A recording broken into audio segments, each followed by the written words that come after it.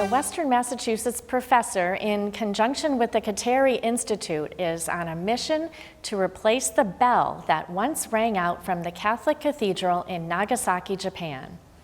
The original bell once sat in one of two bell towers of the church before the atomic bomb destroyed it in 1945, ending World War II while at the same time ushering in the nuclear era. Steve Kiltonick has the story of the Nagasaki Bell Project. On August 9, 1945, the United States dropped an atomic bomb nicknamed Fat Man over the Japanese city of Nagasaki. The bomb immediately killed some 75,000 of Nagasaki's 240,000 inhabitants, among them thousands of Japanese Catholics. In 2020, James Nolan, a sociology professor at Williams College, wrote Atomic Doctors, which focused on the moral and ethical dilemmas faced by doctors working on the Manhattan Project at Los Alamos. Nolan's grandfather, James, was handpicked by Robert Oppenheimer to serve as the OB/GYN radiologist and post-surgeon at the Los Alamos Hospital. He later escorted the bomb to the Pacific Islands and was one of the first Americans to enter the bombed cities of Hiroshima and Nagasaki to conduct tests and assess the damage. Nolan initially became interested in Nagasaki Catholicism and its history by retracing his grandfather's journey into Japan. As far back as the 16th century, Nagasaki has been the cradle of Catholicism in Japan. Francis Xavier, a Jesuit missionary, was the first to arrive in 1549 in the port city of Kakujima. The early work was very fruitful. In the first several decades, hundreds of thousands of Japanese converted to Catholicism. As a result, Christianity flourished in Nagasaki. In fact, there were so many churches in Nagasaki that it was sometimes referred to as Little Rome. But the feudal lords, or daimyo, were threatened by the growth of Christianity and outlawed missionaries. The first major martyrdom occurred in 1597, when 26 Christians and missionaries were crucified on Mount Unzen. At this point, the Christians have to go underground. They have to go into hiding. And so they become the so-called hidden Christians, or Kakuri Krishitan. Urakami, a suburban village of Nagasaki, served as the center of the hidden Christian community. To renounce their Catholic faith, the Japanese forced Christians to step on a fumie. A fumie is a flat image of Christ or Mary on a piece of wood or bronze, and the Christians would be made to step on it.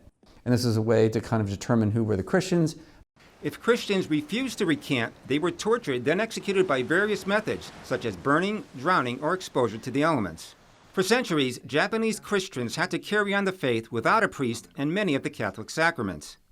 In 1873, overt persecution ended, and in 1915, the Urakami Catholics built a magnificent cathedral, the largest in East Asia.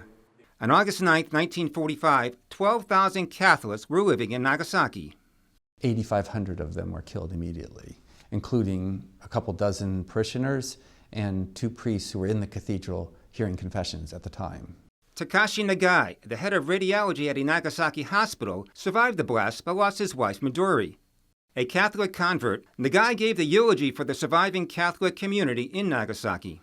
He basically said that they could see the bomb and the suffering that they endured from that bomb as a Holocaust, or Hansai is the Japanese word, a peace offering that brought an end to the war. The narrative that came out of Nagasaki was one of peace, forgiveness, rebuilding, and joy.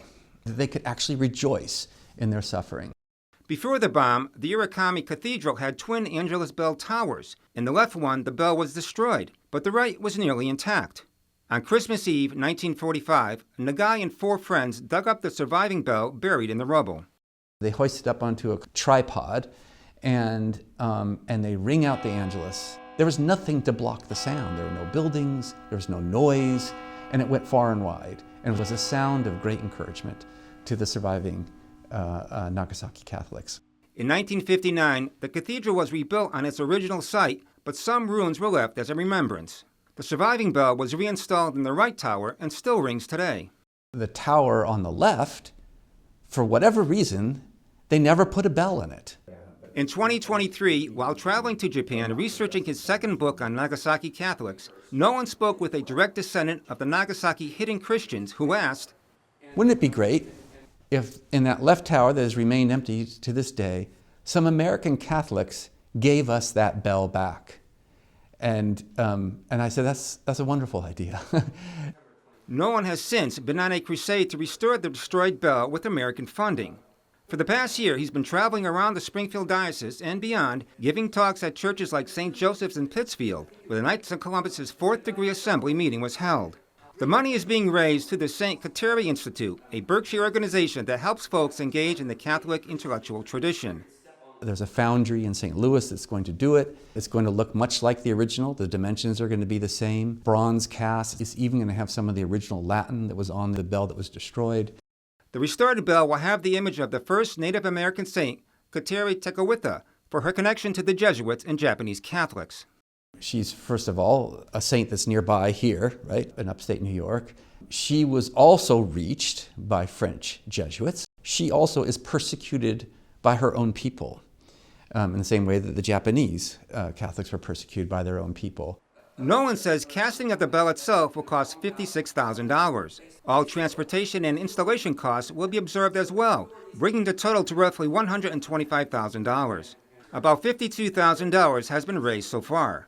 The bell, which is now being cast, will be completed by early February 2025. Nolan remains passionate about the project, drawing inspiration from the Nagasaki Catholics' deep, enduring faith. I think it's fantastic that we American Catholics have an opportunity to show our solidarity with these Japanese Catholics who have suffered so much, who are an incredible inspiration, and it's an expression of our love, appreciation, and respect for them. Nolan's goal is to have the Irakami Cathedral bell installed by August 9, 2025, which marks the 80th anniversary of the bombing. Catholics across Nagasaki will finally hear the bell ring in its rightful place after many years of silence. For Real to Real, I'm Steve Kiltonick. To learn more about the Nagasaki Bell Project and the St. Kateri Institute, we have a link for you at iobserve.org.